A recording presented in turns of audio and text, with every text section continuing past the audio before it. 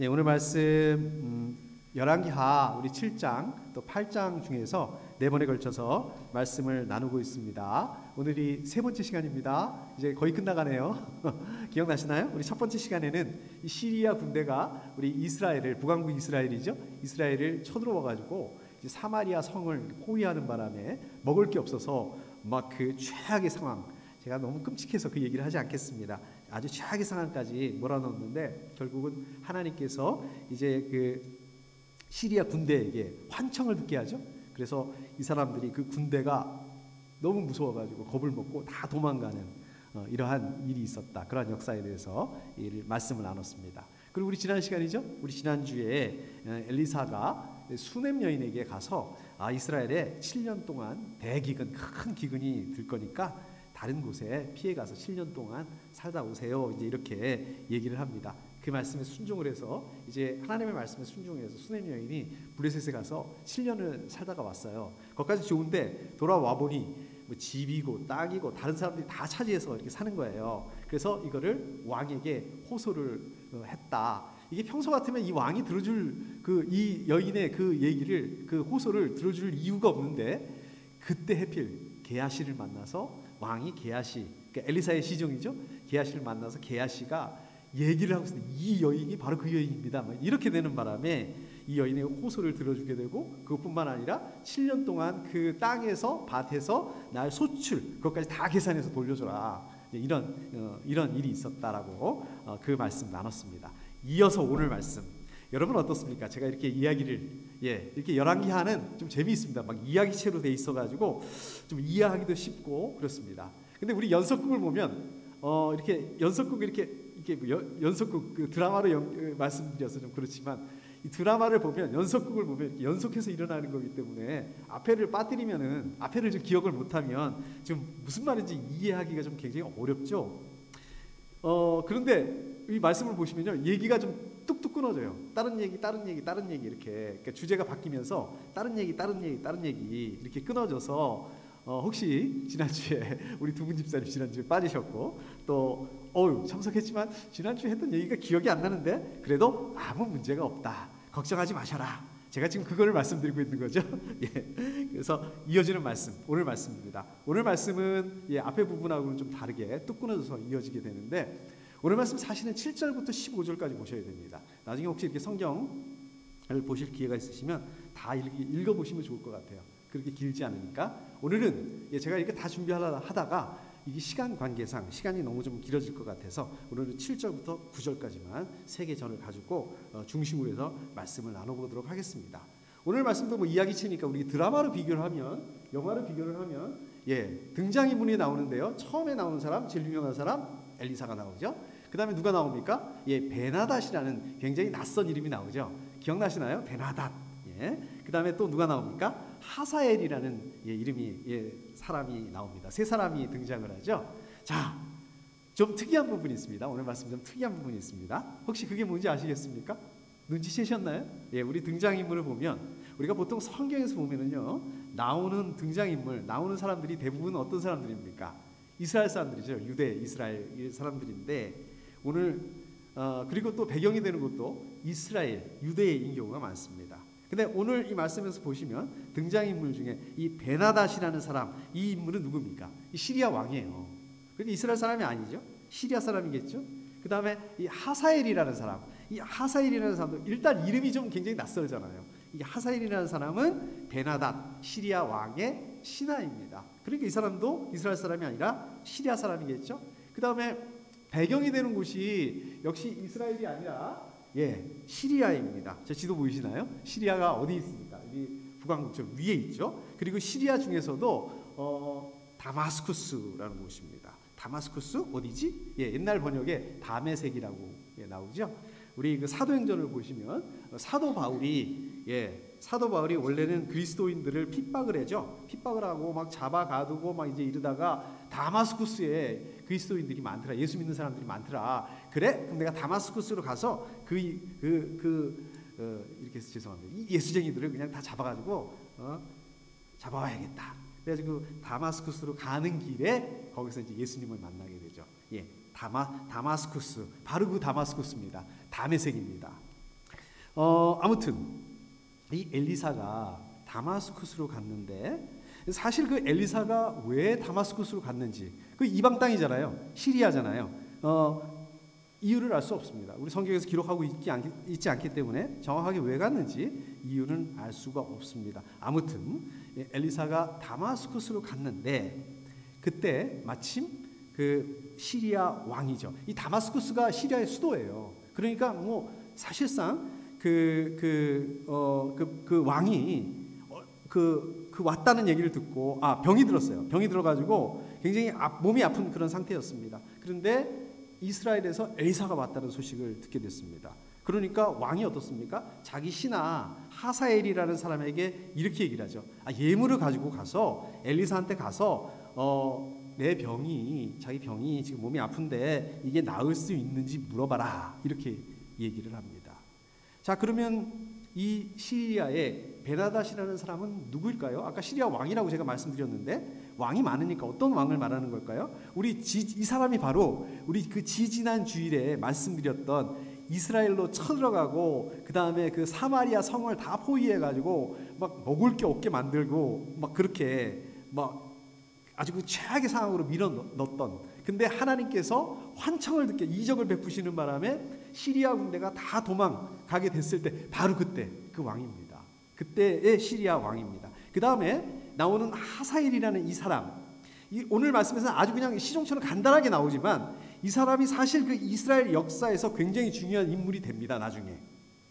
그리고요, 이 사람은요, 역사의 기록에도 나와요. 아시리아의 이름이 살만에셀, 아시리아 왕 살만에셀이라는 왕의 비문에 이 사람 이름이 등장하는데 거기에 뭐라고 써 있냐면, 이 사람에 대해서 어떻게 평가하고 있냐면 하찮은 자의 아들, 느낌이 오세요? 예, 하찮은 자의 아들, 원래 왕이 될 수 없는 사람이었다, 그렇게 평가하고 있는 거죠. 근데 원래 왕이 될 수 없는 사람인데 모반을 통해서 쿠데타죠, 반역이죠. 그것을 통해서 왕위를 찬탈한 사람, 이제 이런 의미로 기록을 하고 있습니다. 실제로 하사엘은요, 원래 왕족이나 귀족이나 이게 아니라 이 평민 출신이었던 것 같아요. 그런데 그 시리아의 왕 베나닷을 죽이고, 15절에 보면 나오죠. 그 마지막 부분에 나오죠. 예, 죽이고 시리아 왕이 됩니다. 왕이 되자마자 어떤 일을 하냐면 북왕국 이스라엘을 공격을 해요. 그래서 영토를 빼앗습니다. 그리고 이스라엘 왕 여호람이라는 그 왕에게 굉장한 큰 타격을 줘요. 그리고 또 어떤 일을 합니까? 이제 그 시리아 중심으로 보면 남쪽으로 그렇게 하고, 북쪽으로는 당대 최고의 나라, 가장 강력한 아시리아 대제국하고 두 번이나 전쟁을 해서 끄떡없이 전쟁을 치르기도 한, 정말 그래서 시리아를 강한 나라를 만들어요. 그래서 이 북왕국에는 또 어떤 일을 하냐면, 북왕국이 지난 시간에 말씀드렸죠. 왕조가 자꾸 바뀐다고 말씀드렸잖아요. 지난 오므리 왕조였는데 이제 그게 예후 왕조로 바뀐 다음에, 그 다음에는 아예 이 요단강 있잖아요. 요단강 동쪽도 이스라엘 땅이었는데 거기를 거의 다 거기를 공격을 해서 요단강 동쪽을 거의 이 하사엘이라는 사람이 왕이 된 다음에 시리아가 거기 그 땅을 다 자기네 땅으로 차지를 해버려요. 그러니까 그냥 이 하사엘이 왕이 된 다음에 이 북왕국 이스라엘을 엄청 괴롭히는 그런 인물이 됩니다. 아주 꼼짝 못하게 만드는, 북왕국 이스라엘을 꼼짝 못하게 만드는 그런 인물이 돼요. 이제 동쪽으로 했으니까 서쪽으로도 그냥 놔두겠습니까? 서쪽으로도 공격을 해서 내려오는데 블레셋이라는 곳까지 내려와요. 그래서 블레셋은 여러분 잘 아시다시피 이 해안가에 있는 나라였잖아요. 이 바닷가, 그러니까 그 지중해이지 않습니까? 그 지중해로 연결되는 길. 그러니까 원래 시리아는 내륙 국가인데 그 블레셋까지 이렇게 점령을 해버려. 블레셋을 다 점령하는 건 아니지만 그것을 점령을 해가지고 이 지중해 바다로 연결되는 그 고리까지 이렇게 만들어냅니다. 대단한 사람이죠. 그 다음에 블레셋 건드려, 북왕국 건드려, 남왕국 유다는 그냥 놔뒀겠습니까? 남왕국 유다 굉장히 작았어요. 북왕국 이스라엘에 비해서 굉장히 작은 나라였는데 너네 가만 안 놔두겠어, 이렇게 막 협박을 합니다. 그때 유다 왕이 누구냐면 요아스 왕이었는데, 제발 우리를 공격하지 말아 주십시오. 그래가지고 남왕국 유다가 막 왕궁에 있는, 또 하나님의 성전에 있는 금, 은, 보물을 다 긁어다가 갖다 바치죠. 시리아 왕한테. 그 사람이 바로 이 하사엘입니다. 그러니까 아주 이스라엘 또 유다하고 아주 그 악연을 가게 될 그러한 그 이스라엘과 유다를 굉장히 괴롭히는, 특히 북왕국 이스라엘을 괴롭히게 되는, 힘들게 만드는 그런 인물이 바로 이 하사엘이다. 그래서 그러면 하사엘이 왜 이렇게 북왕국을 이렇게 괴롭히게 했고 하나님 왜 그걸 그냥 놔두시는가? 그러니까 성경에서는 뭐라고 말씀하고 있냐면 하나님께서 이 하사엘이라는 인물을 사용하셔서 하사엘이라는 인물을 들어 쓰셔가지고 이 북왕국 이스라엘이 어떻다고 그랬습니까? 우리 지난 시간에 얘기 나눈 것처럼 그냥 우상 숭배하고 하나님을 떠나고 하나님 믿지 않으니까 회초리로 채찍으로 사용하셨다. 괴롭게 만들게 하셨다. 하사엘을 그렇게 사용하셨다라고 말씀하고 있습니다. 그리고 오늘 말씀에도 보면 아직은 시리아 왕이죠. 이 베나닷이라는 사람이 엘리사한테 사람을 보낼 때 자기를 대신해 사람을 보내잖아요. 근데 그 역할을 누구한테 맡기냐면 하사엘이라는 사람한테 맡겼다. 이걸 보면 이 하사엘이라는 사람은 왕의 신임을 아주 받고 있는 왕의 최측근이었다. 아주 신임을 많이 받는 그런 사람이었다. 그리고 또 우리 그 나아만 장군 기억하시죠? 나아만 장군처럼 왕의 신임도 받고 또 그 권력을 잡고 있는 군대 장관과 같은 그런 인물이었다는 것을 저희가 생각을 해볼 수 있습니다. 시리아 왕이 엘리사에게 자기 병이 회복될 수 있는지 좀 말씀해 주세요, 물어봐라 이렇게 얘기를 한 거 보면 지금 시리아 왕의 건강이 굉장히 좋지 않은 상황이라는 것을 저희가 알 수 있습니다. 어느 정도냐면 회복을 장담할 수 없는, 이게 다시 이 병에서 내가 일어날 수 있을까? 그 정도였던 것 같아요. 위중한 상황이었던 것 같아요. 그래서 예물도 보내는데요. 예물도 보면은요, 이 원어적인 의미를 보면은요, 예물이 우리 그 예물 드린다 하잖아요. 우리 제사 드릴 때 재물의 의미에 가깝습니다. 재물 왜 드립니까? 그러니까 우리 우리 헌금하는 거 말고, 그 이방 제물에서는 재물 그 신에게 바치는 재물이잖아요. 그것처럼 이 예물을 지금 그 시리아 왕이 엘리사한테 예물을 드리는데 마치 자기는 신한테 재물을 바치는 것처럼 그 엘리사한테 복종하는 마음, 존경의 마음을 가지고 이렇게 드리는 그 원어적인 의미를 보면 그런 의미를 가지고 있습니다. 그러니까 무슨 얘기입니까? 지금 시리아 왕이 이스라엘의 하나님의 사람 엘리사한테 아주 최대한의 예우를 갖춰서 대우를 하고 있다. 그러면 이렇게 생각해 볼 수 있죠. 이 시리아 왕이 개종했나? 하나님을 믿었나? 아니에요. 그거는 아닌 것 같아요. 다만 이 엘리사를 통해서 나타난, 이게 소문을 들어서 알고 있는 거죠. 엘리사를 통해서 나타난 하나님의 능력. 소문을 들었을 뿐만 아니라 자기가 직접 당했잖아요. 전쟁에 이스라엘하고 전쟁하다가 당했잖아요. 그리고 또 어떻습니까? 지금 상황이 자기가 이 병 때문에, 질병 때문에 겸손한, 그러한 겸손할 수밖에 없게 됐다. 그러한 표현이었다. 이렇게 볼 수 있었던 것 같아요. 예물도 보면 굉장히 어마어마했던 것 같아요. 낙타 40마리. 이 얘기는 어마어마하게 많이 준비했다 이런 뜻입니다. 40. 우리 성경에 보면 40이 많이 나오죠. 이 40이라는 숫자가 어떤 의미를 가지고 있냐면요. 동서남북 사방이라고 그러잖아요. 이게 4는 완전 숫자입니다. 근데 4에다가 곱하기 10 하면은 40이 되는 거죠. 그러니까 어마어마하게 많이, 낙타 40, 어마어마하게 많이, 이런 의미로 저희가 해석을 해볼 수 있습니다. 이해를 해볼 수 있습니다. 시리아 왕이 예물을 이렇게 많이 준비한 거, 왜 이렇게 많이 준비했을까요? 물론 엘리사를 존중하는 마음, 존경하는 마음, 높이는 뜻도 있지만 어떻습니까? 선지자에게 청탁하기 위해서 좀 더 좋은 그 신탁을 받기 위해서, 그러한 그 자신의 종교적인 관습을 따라서 그렇게 한 것 같다, 라고 볼 수 있습니다. 우리 나아만 장군도 그러죠. 치료받으러 엘리사한테 오는데 예물을 어마어마하게 많이 가지고 오죠. 마찬가지로 시리아 왕도 마치 이방 선지자에게 하는 것처럼 자기가 바라는 말을, 그 결과를, 이제 병이 낫고 싶은 거겠죠. 그 최대한 얻어내기 위해서 최대한 극진이 대접을 해서 내가 좀 원하는 거를 가져가겠다, 이런 기대를 가지고 이렇게 했던 것 같습니다. 그 다음에 뭐라고 그러냐면요, 예언자님의 아들 같은 시리아 왕 베나닷이, 이렇게 얘기를 해요. 이 굉장히 이례적인 표현입니다. 굉장히 이례적인 호칭이에요. 아들?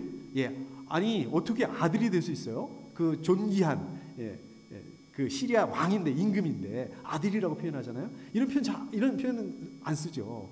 우리 그 성경에 보면은요, 이스라엘 왕은 선지자들한테 아버지, 내가 아들이다 이렇게 표현하는 경우가 있어요. 그렇게 부르는 경우가 있습니다. 그런데 이방 왕이 이런 호칭을 썼다. 왜 그랬을까요? 어떤 의미일까요? 이것은 이 엘리사의 명성이, 소문이 이스라엘뿐만 아니라 시리아까지 어마어마한 명성을 끼쳤다. 대단한 영향을 끼쳤다. 명성을 가지고 있었다. 이것을 알 수 있습니다. 여러분 한번 생각을 해보십시오. 아까도 말씀드렸던 것처럼 지금 이스라엘하고 시리아는 어떤 상태예요? 아주 관계가 좋지 않은 적대 관계입니다. 우리 요즘으로 말하자면 우크라이나, 러시아 전쟁하고 있는 거하고 전쟁 상태예요. 마치 이제 잠깐 휴전하고 있는 그런 상태입니다. 자, 그런데 이 적대국까지 엘리사의 소문이, 엘리사는 하나님의 사람이다, 대단한 사람이다 이렇게 알려져 있고 인정받고 있다. 대단하죠. 어떻게 그럴 수 있을까요? 어떻게 그럴 수 있을까요? 좀 적대국이면 웬만하면 막 깎아내리고 아유 저거 다 뻥이야, 엉터리야 이럴 텐데 그러지 않고 어떻게 하면 이 엘리사, 이 왕이 이렇게 극진하게 대접할 수 있을 정도로 이렇게 될 수 있었을까요? 엘리사에게 하나님의 능력이 나타났기 때문에 그렇습니다. 하나님의 능력, 어떤 능력이 나타났습니까? 아까도 말씀드린 초자연적인 능력을 엘리사를 통해서 하나님 나타내셨죠. 자, 저 여러분들은 어떻습니까? 저 여러분들은 어떤 분이십니까? 하나님의 사람이죠. 저 여러분들도 하나님의 백성이죠. 우리 하나님의 자녀잖아요. 그러면 저 여러분들은 하나님의 자녀다. 좀 우리도 인정받고 싶은데 그러면 다른 사람들이 어떻게 하면 우리가 하나님의 백성이나 하나님의 자녀네 어떻게 하면 알 수 있을까요? 뭐 엘리사처럼 초자연적인 그런 능력을 발휘하면 맞네 이렇게 얘기할 수 있겠지만 우리는 뭐 그럴 수 있는 것도 아니고, 그리고 또 실제로 그렇습니다. 지금 이 엘리사 시대는 어떻습니까? 사람들이 하나님 믿지 않죠. 당연히 뭐 지금 이스라엘 사람들도 하나님을 떠나고 하나님 믿지 않고 우상신을 섬기고 그러고 있었는데 시리아 사람들은 말할 것도 없죠. 우상을 섬기는 사람들한테 정말 그 엘리사가 초자연적인 하나님 능력을 보여주지 않았다면 과연 그 하나님의 사람이라고 인정할 수 있었겠습니까? 실제로 그렇죠. 요즘에도 그렇죠. 그 모슬렘권, 우리 이슬람권에서는요 성령께서 초자연적으로 역사하시는 경우가 그런 일들이 많이 있다고 합니다. 그렇지 않으면 하나님 믿지 않으니까. 그렇다면 그렇게 하지 않으면 인정하지 않으니까. 그러나 우리는 어떻습니까? 여기는 하나님 인정하죠. 하나님의 말씀, 성경 얼마나 많습니까? 자, 그렇다면 우리는 좀 상황이 다르다는 거예요. 우리는 어떻게 하나님의 자녀로서, 하나님의 백성으로서 그것을 나타낼 수 있을까요? 성경을 많이 읽고 성경을 많이 잘 아는 거 중요합니다. 어떤 분들은 막 이렇게 마치 자판기처럼 쿡 찌르면 막 성경 말씀이 줄줄줄 나오고 또 성경 지식도 많고 막 그러잖아요. 그런 분들 많으시잖아요. 그럼 하나님의 자녀이구나, 하나님의 백성 맞구나, 하나님의 사람 맞구나. 어떤 분이 그 신문에서 보셨는지 저한테 전화가 왔어요. 모르는 전화인데 전화가 하셔서 목사님이시죠? 막 그러더니 예 그렇습니다. 그랬더니 이 성경을 읽어봤는데 이건 어떻게 된 겁니까? 이거 어떻게 생각하세요? 이렇게 물어보시는 분들이 있어요.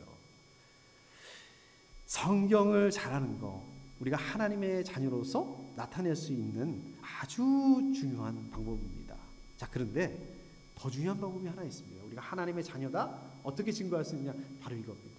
갈라디아서 5장 22절 말씀, 23절 말씀 제가 한번 읽어보겠습니다. 그러나 성령의 열매는 사랑과 기쁨과 화평과 인내와 친절과 선함과 신실과 온유와 절제입니다. 이런 것들을 막을 법이 없습니다. 성령의 열매가 뭐라고 말씀하고 있습니까? 여기 보니까 사랑과 기쁨과 화평과 인내와 친절과 선함과 신실과 온유와 절제가 나타나야 된다. 어떻습니까? 무슨 말씀입니까? 우리 안에 성령이 계시다면 이런 열매가 나타나야 되는 거예요. 우리가 사과나무는 당연히 사과를 맺어야 되죠. 배나무는 당연히 배를 맺어야 되는 거죠. 우리 안에 성령이 있으시다면 이런 열매가 나타나야 된다는 거예요. 우리가 하나님을 믿어? 하나님의 자녀야? 이런 열매가 나타나야 된다는 거예요. 우리가 하나님을 믿는데 왜 이렇게 미워하는 마음이 불뚝불뚝 생기지? 우리가 하나님 믿는데 저 인간 용서할 수 없어. 우리가 하나님을 믿는데 사는 게 기쁘지가 않아요. 우리 마음에 평안이 없습니다. 절제를 못하겠어요. 근데 여러분들 한번 생각해 보십시오. 우리가 예수님 처음 만났을 때, 우리 하나님 처음 믿었을 때 너무 오래되셔서 기억이 안 나시나요? 어땠는지 한번 생각해 보십시오. 저도 그럴 때가 있었습니다. 정말 그때는요 어떤 일이 있어도 기쁘더라고요. 마음이 편안했었습니다. 저 여러분들에게 초자연적인 능력이 나타나지 않는다. 우리 지난주일 우리 성경 공부 때 나눴지만 저 여러분들 방언 못해도 상관없습니다. 예언의 은사, 치유의 은사 없어도 아무 문제 없습니다. 그런데 저희 안에 이런 부분이 있어야 된다는 게, 어떤 부분? 미움이 있는 곳에 사랑이 우리가 있으면 사랑이 넘쳐날 수 있어야 된다는 거예요. 상처가 있어요? 저 여러분들 계실 때 그 안에 용서가 넘쳐나야 된다는 말씀입니다. 절망이 있는 곳에 소망을 줄 수 있어야 된다. 또 분열이 있는 곳에 일치가 있어야 된다. 의심이 있어요? 믿음을 줄 수 있어야 된다. 슬픔이 있는 곳에 기쁨을 줄 수 있어야 된다. 이거예요.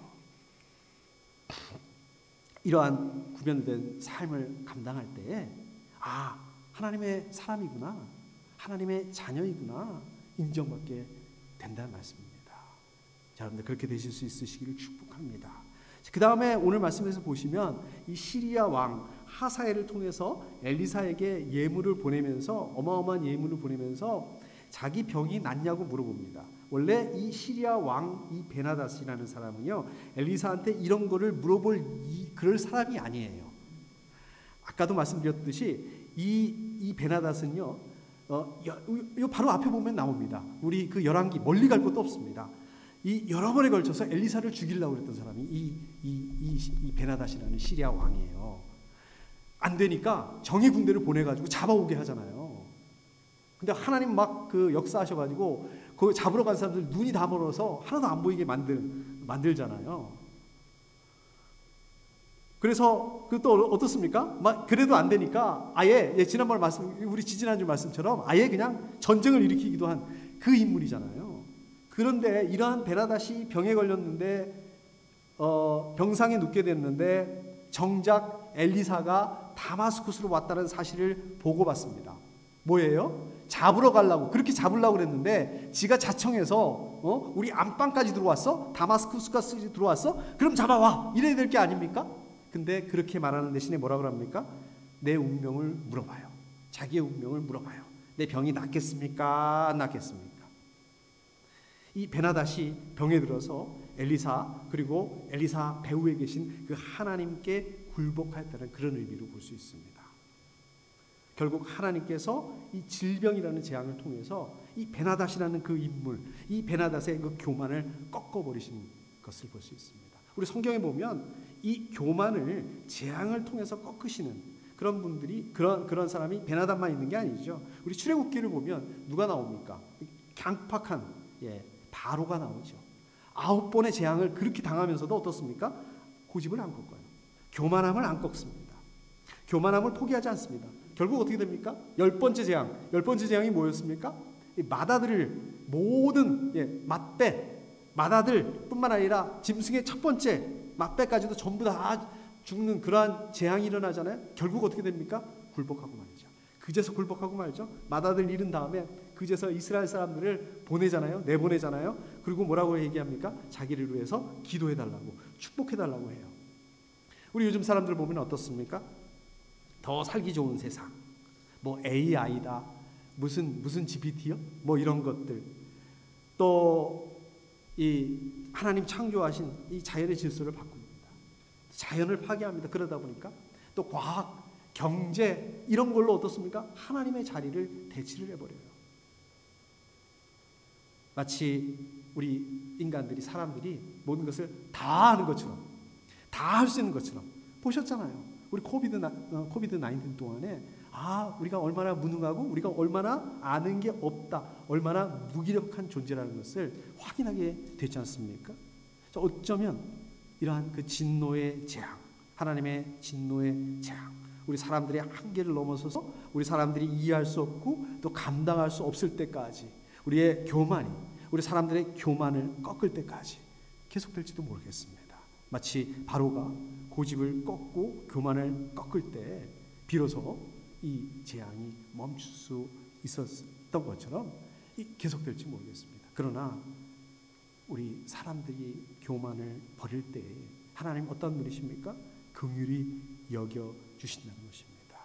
오늘 마지막으로 오늘 말씀에서 보시면 오늘 등장인물 누구라고 그랬습니까? 엘리사, 시리아 왕 베나닷, 시리아 왕 시나, 하사엘, 이 세 사람이 나와서 오늘 말씀, 오늘 이야기를 주도하고 있는 것처럼 보입니다. 우리 역사를 보면 어떻습니까? 우리 역사도 그렇죠. 우리 역사뿐만 아니라 멀리 가서 역사뿐만 아니라 저와 여러분들의 그 일을 보더라도 어떻습니까? 여러분들 주변에서 일어나는 이 사건들을 보면 어떻습니까? 눈에 보이는 부분들은 우리 사람들이 주도하는 것처럼 보입니다. 그러나 우리 눈에 보이지 않지만 배후에서 그 모든 것을 섭리하시는 분이 계시다. 그분이 바로 하나님이시다. 여러분 이것을 기억하셔야 됩니다. 우리 사람들은 어떻습니까? 눈에 보이는 부분만 바라보고 환호해요. 내가 이렇게 했는데, 내가 이만큼 했는데, 내가 돈을 이만큼 벌었어? 내가 이만큼 많이 공부했어? 내가 이만큼 많이 출세했어? 내가 이만큼 이런 거 내가 다 이뤄냈어? 이 착각입니다. 이 착각을 한다는 거예요. 나도 모르는 사이에 초심을 잃어버리고 교만하게 된다는 거예요. 여러분 잘 보십시오. 처음부터 교만한 사람 그렇게 많지 않아요. 잘 되고 그러다 보면 교만하게 되는 거 아니겠습니까? 나도 모르는 사이에 교만하게 되는 거 아니겠습니까? 여러분 한번 생각해 보십시오. 여기 보시면 그랜드 피아노가 있어요. 아름다운 소리를 냅니다. 근데 이 피아노를 치는 우리 임성환 목사님이 아니라면 이 아름다운 소리를 낼 수 있을까요? 이 피아노가? 물론 또 이 피아노가 없다면 우리 임성환 목사님 혼자서 어떻게 하실 수 없으시겠죠. 근데 이 피아노가 아무리 아름다운 소리를 낼 수 있다 하더라도 이 피아노가 자기 마음대로, 지 마음대로 소리를 내고 컨트롤할 수 없다면 이게 제대로 된 피아노인가요? 아니에요. 제가 한 가지 징크스가 있습니다. 제가 어릴 적부터 그런데요. 이상하게 제가 이렇게 어느 가게에 들어가거나 어디 가게 되면 뭐 저를 따라서 손님들이 없다가도 막 많아지는 그런 징크스가 있어요. 이 사장님들한테는 좋은 일인데 저한테는 귀찮은 일입니다. 이 사람 많아지니까 기다려야 되고 불편하잖아요.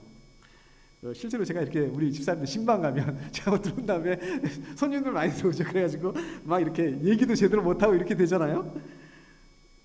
근데 우리 교회는 또 징크스가 안 맞는 것 같아요. 말이 안 되죠. 그냥 웃자고 하는 말씀이시죠. 마찬가지인 것 같습니다.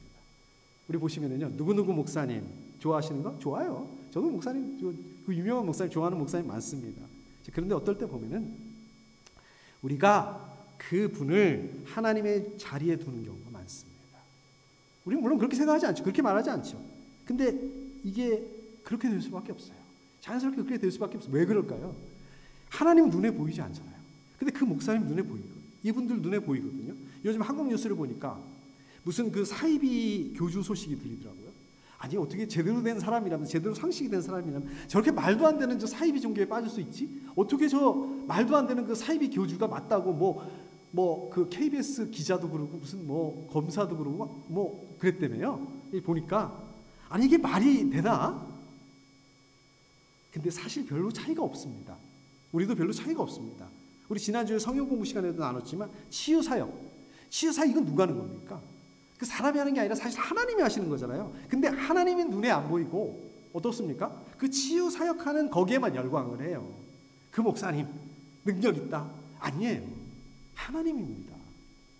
여러분들 삶의 배후에서 여러분들 삶의 저와 여러분들의 그 삶, 여러분들 이 세상의 그 모든 것을 간섭하시고 또 주관하신 그분이 계십니다. 그분이 누구십니까? 그분이 바로 하나님이에요. 이걸 인정하는 게 이게 믿음입니다. 하나님께서 저와 여러분들 원하는 모습은 어떤 모습일까요? 하나님 저와 여러분들에게 뭘 원하실까요? 그건 바로 하나님을 인정하는 거예요. 이 내가 아니고 하나님 하신 거다. 저와 여러분들은 그러면 뭡니까? 피아노, 도구, 그랜드 피아노처럼 하나님 연주하시는 대로 소리를 내는 피아노, 하나님의 도구로서 본연의 모습을 가지는 거, 하나님이 이걸 원하신다는 거예요. 하나님의 섭리를 바라보는 거. 자, 여러분들 하나님의 섭리를 바라보고 하나님의 주권이 뭡니까? 하나님 주인이라고 인정하는 거. 그렇게 되실 수 있으시길 축복합니다. 말씀을 정리하도록 하겠습니다. 오늘 말씀 7절에서 9절까지만 읽었죠. 그리고 제가 거기까지만 말씀 나눴는데 그 뒤에 보시면 극적인 일이 일어납니다. 10절에 보니까 뭐라고 그래요? 10절에 보니까 엘리사가 하사엘에게 대답을 하죠. 낫겠습니까? 9절에서 여기까지 물어봤잖아요. 그러니까 10절에서 대답을 해주겠죠. 엘리사가 뭐라고 대답을 하냐면 시리아 왕 베나닷이 병이 나을 거야. 그런데 반드시 죽을 거야. 이게 말이 됩니까? 앞뒤가 안 맞잖아요. 병이 낫는데 죽을 거야? 병이 낫는데 죽어요? 앞뒤가 안 맞는 거 아닙니까? 무슨 뜻입니까? 병이 낫기는 낫는데 바로 너 하사엘 너한테 죽을 거야. 이 얘기예요. 그리고 하사엘 네가 왕이 될 거다라고 얘기를 하죠. 그리고 하사엘을 보고 눈물을 흘려요. 막 그 앞에서 울어요. 왜 그렇습니까? 하사엘이 얼마나 악한 일을 저지를지 그거를 알고 또 자기 민족 이스라엘에게 얼마나 그 악한 일을 악행을 할지를 알고 시리아가 영토를 넓히기 위해서 이스라엘이 쳐들어오고 또 극심한 고통을 주게 될 것 그거를 알기 때문에 울어요. 그 앞에서. 그러면 이상하죠? 하사엘이 왕이 되는 걸 막으면 되잖아. 왕이 못 되게 하면 되잖아요. 시리아 왕, 지금 시리아 왕한테 베나닷한테 가서 당신 최측근이 당신이 믿는 사람이 지금 왕이 되려고 하니까 조심해라. 반역 일으키려고 하니까 조심해라. 이렇게 얘기하면 되잖아요. 근데 그렇게 하지 않습니다. 엘리사는 하사엘이 왕이 되는 것을 막으려고 하지 않아요. 베나닷이 자기한테 최고의 예우를 다 해줬어요. 그렇게 극진하게 대접을 했는데도 베나닷한테는 너 반란이 있을 거다 이 귀뜸을 안 해줘요. 알면서도 안 해줘요. 왜 그랬을까요? 엘리사는 바로 하나님의 손에 달린 거지, 이 역사가 하나님의 손에 달린 거지 사람의 손에 달려 있는 게 아니라는 것을 알았기 때문입니다. 자기가 막으려고 해도 하나님 하시면 할 수밖에 없는 거라는 걸 알았기 때문입니다. 엘리사는 이 역사의 흐름 어땠을까요? 그 찢어지는 마음으로 그 눈물을 흘리면서 받아들여요. 그걸 받아들이는. 왜? 그게 하나님의 뜻이었기 때문에 그렇습니다. 자, 여러분들 하나님 뜻을 그대로 수용할 때가 있습니다. 엘리사처럼 눈물을 흘릴 정도로 정말 이해할 수가 없어요. 아주 이해할 수 없고 힘든 상황이어도 저희가 받아들여야 할 때가 있습니다. 아니 왜 내가 바르게 살려고 이렇게 노력을 하는데 왜 나한테 이렇게 어려움이 오는가? 내가 하나님 믿고 하나님 섬기는데 아니 어째 이런 일들이 나한테 일어나는가? 우리가 이렇게 묻고 싶을 때가 너무 많습니다. 그런데 역사에서 일어나는 이 모든 일, 그것은 어떻습니까? 우리 아까도 말씀드렸던 것처럼 하나님의 손에 달려 있다. 우리가 이거 알잖아요. 그런데 우리가 이것을 인정한다면 어떻다고요? 하나님의 손에 맡기고 순종할 수 있어야 된다는 거예요. 우리 좋은 일이 있으면 얼마든지 순종을 하죠. 좋은 일뿐만 아니라 나쁜 일도 하나님 인도하신다는 것을 우리가 인정한다면, 나쁜 일조차도 그것이 하나님 섭리 안에서 일어난다는 것을 인정한다면 우리가 이것을 순종할 수 있어야 된다는 말씀입니다. 중요한 건 뭘까요? 그럼에도 불구하고 하나님에 대한 믿음이에요. 하나님에 대한 소망이에요. 결국 돌리실 것이라는, 하나님 선한 분이시라는 것을 믿고 그 소망을 놓지 말아야 된다는 말씀입니다. 이번 한 주간 또 저와 여러분들의 그 평생의 삶을 통해서 이 하나님에 대한 믿음, 이 하나님에 대한 소망, 그것을 놓지 않으시고 붙잡으실 수 있으시기를 소망합니다. 함께 기도하겠습니다.